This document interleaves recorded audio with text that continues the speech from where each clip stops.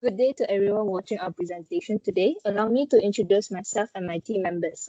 My name is Jacqueline, and my members are Imtiaz, Tarini, Alia, Lucas, Junhang, and Pucha.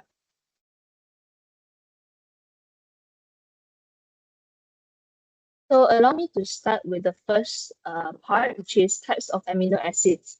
So we have 20 types of amino acids in the human body. So they are divided into 10 essential and 10 non-essential amino acids.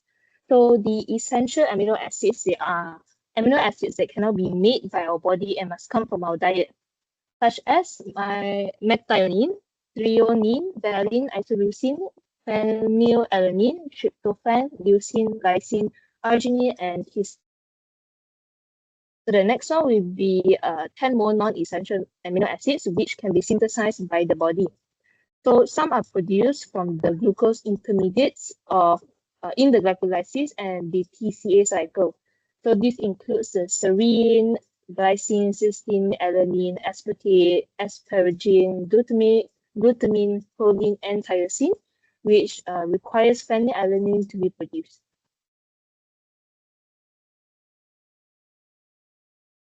Proteins are made up of amino acids linked together by peptide bonds, forming a polypeptide chain.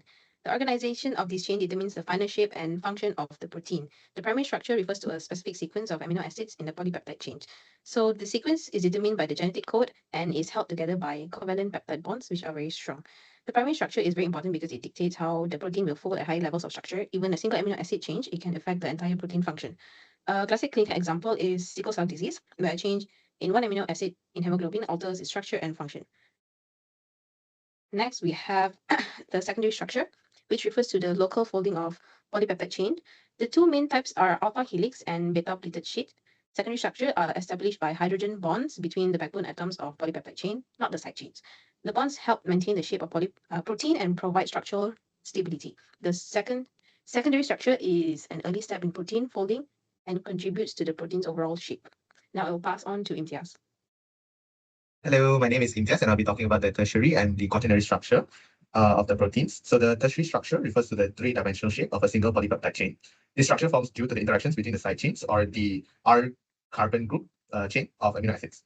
These interactions include hydrogen bonds, ionic bonds, disulfide bonds, hydrophobic interactions. Okay, on here. Hydrophobic amino acids tend to fold inwards away from the aqueous environment, which plays a major role in stabilizing the protein. The tertiary structure is essential for protein function. For example, enzymes require a specific three-dimensional shape to form an active site that allows substrate binding and catalysis. Some proteins consist of more than one polypeptide chain, leading to a quaternary structure. So, quaternary structure describes how these individual subunits associate to form a functional protein. An example is hemoglobin here, which is made up of 4 subunits that work together to transport oxygen. However, not all proteins have a quaternary structure. Clinically, changes in protein structure can lead to a loss of function. Factors such as heat, extreme pH, or chemicals can cause denaturation, disrupting high level of protein structure and rendering the protein inactive. In summary, protein structure progresses from the amino acid sequence to complex three-dimensional arrangements, and this structure is directly linked to complex protein functions. Okay, hi guys, my name is Adia, and now I'm going to talk about the functions of amino acids. So firstly, amino acids acts as a building block for protein synthesis, which is the primary function of the amino acids.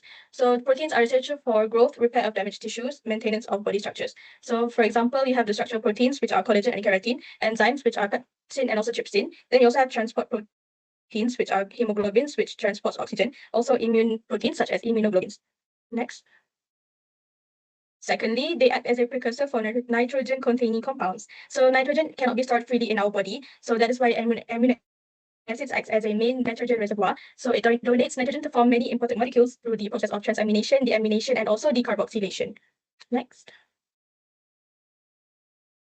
Thirdly, amino acids function as to form our neurotransmitter and also hormones, which act as a chemical messenger in the nervous system and also endocrine system. So I'm going to give one example here. For example, amino acid glutamate, it will form the product GABA, which functions as an inhibitory neurotransmitter in our system. So the fourth function of amino acid is it is responsible for the formation of heme. So heme is a prosthetic group which is tightly bound to proteins and essential for their functions. For example, you have hemoglobin, which transport oxygen in the blood, myoglobin, which stores oxygen in the muscle, and also cytochromes, which is in the electron transport chain, which is the electron strattles. Next. So Amino acids also functions as the synthesis of purine and pyrimidine base. So it contributes carbon and nitrogen atoms for the synthesis of nucleotides, which is responsible for DNA and also RNA. So it is essential for our cell division, protein synthesis, and also genetic information transfer. Next.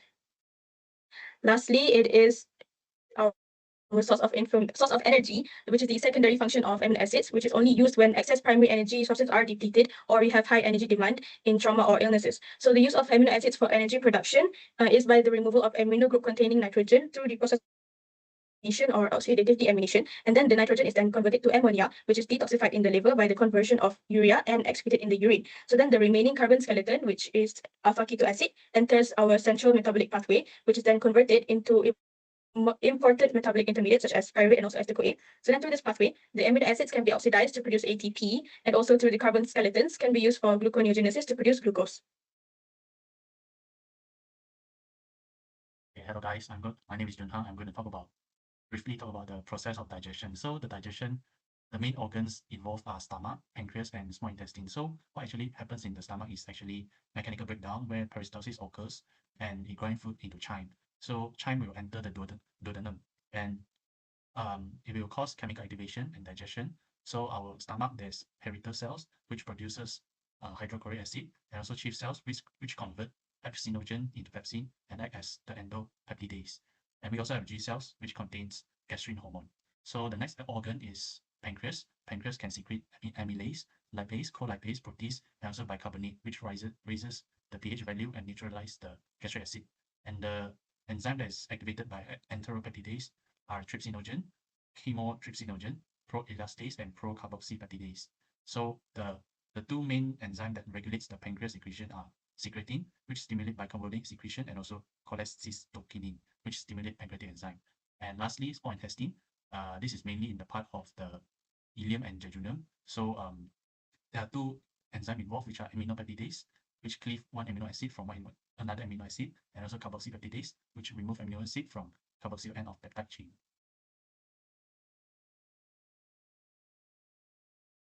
Okay, now I'm Putra and I will explain how protein is absorbed in our digestive system.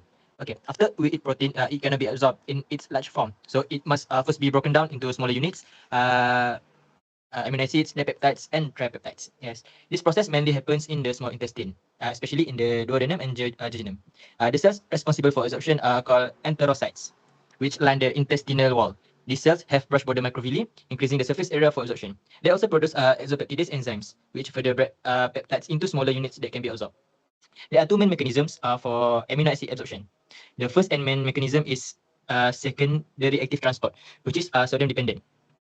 And the second one is facilitated diffusion. And there's also di and tripeptide mechanism of absorption. So next. This is just a diagram about peptide transporter 1. Next. Okay, secondary active transport. This process does not use ATP directly. Instead, it relies on the sodium gradient created by the sodium potassium ATPase pump on the basal membrane. This pump pushes sodium out of the cell, keeping intracellular sodium low. Because of this, sodium naturally wants to move back into the cell from the intestinal lumen. Amino acids then hitchhike with sodium through a sodium amino acid importer, allowing both to enter the enterocyte together. This is why it is called secondary active transport. The energy comes indirectly from ATP used by the sodium potassium ATPase. Okay, the second mechanism is facilitated diffusion. This occurs mainly when the amino acid concentration in the lumen is high. It does not require ATP and does not use sodium. Amino acids simply move down their concentration gradient through specific transport proteins. Okay, can we move back to the slide before? The diagram. Okay, additionally, the peptides and tripeptides are absorbed via an hydrogen-dependent transporter called peptide transporter 1. Inside the enterocyte, these peptides are broken down into individual amino acids before entering the bloodstream. Okay, this is just a diagram. Okay, next. That's all. Greetings everyone, I'm Lucas and I'm going to explain about the metabolism of the carbon skeleton of amino acids. I'm going to start with the catabolism, which mainly involves the formation of alpha keto acid and its entry into the central metabolic pathway. The formation of alpha keto acids begins with the transaminations, where the nitrogen group, the amino group of the amino acid is transferred to alpha-ketoglutarate, forming glutamate and the corresponding alpha-keto acid. The glutamate is actually the alpha-ketoglutarate plus with the amino group, and the remaining of the amino acid without the amino group is going to become the alpha-keto acid. The key enzymes in this reaction is aminotransferase, which require vitamin B6 as its cofactor. This will result in the formation of alpha-keto acids to enter the TCA cycle or the gluconeogenesis or the ketogenesis. And for the entry of alpha-keto acids into the central metabolic pathway, we have 4 types, which is conversion to pyruvate for the glucogenic pathway, the conversion to acetyl-CoA or acetyl-CoA for the ketogenic pathway, or for the both glucogenic and ketogenic, and also entry to the TCA cycle. For the conversion to pyruvate, it's as direct as it sounds. Basically, the enzyme reaction will convert the amino acids into pyruvate, which then will enter the TCA cycle or also enter the gluconeogenesis to produce glucose. Meanwhile, for the conversion to acetyl-CoA or the ketogenic pathway, the alpha-keto acid will undergo oxidative decarboxylation, where the leucine will become acetyl-CoA, and to form acetyl-CoA or acetyl-CoA to enter the TCA cycle or become the ketone body synthesis. And there are also some amino acids that can be used in either glycogenic or ketogenic pathway, which is the isoleucine. The isoleucine can enter both glucogenic and ketogenic pathway based on the enzyme that acts on it. And for the TCA cycle, basically all the amino group will be deaminated first, which would and then converted to TCA intermediates by their own enzymes. For example, alpha-ketoglutarate from glutamate, succinyl-CoA from valine and isoleucine, fumarate from phenylalanine, and also acetate from istate.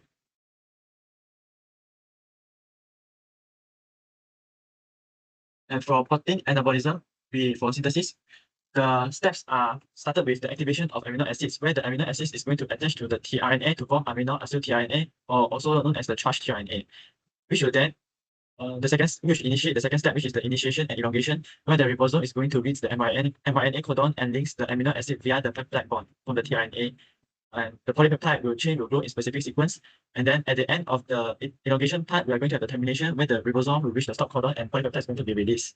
And then the polypeptide is going to fold by itself to form a functional 3D protein. This is regulated by insulin, growth hormones, and to ensure the protein synthesized when nutrients and energy are sufficient. Next. And according to this table, we can see that which type of amino acids are glucogenic, and which types are ketogenic, and which types are both.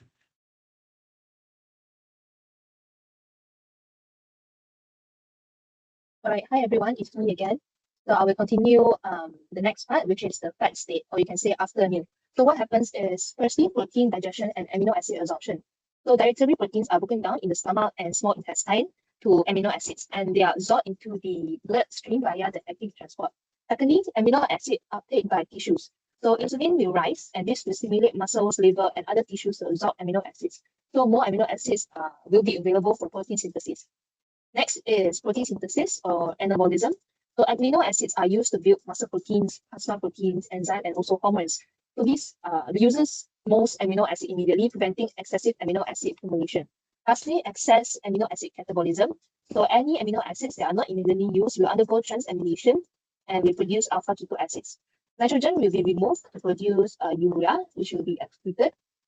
Carbon skeletons will transform into acetyl-CoA and to fatty acid synthesis, which will be stored as fat. And this prevents nitrogen toxicity and allows energy storage. Next slide. Moving on to fasting state, which is post-absorptive or starvation. So first of all, reduced dietary supply will occur because there is no incoming amino acid, so the body will rely on endogenous protein.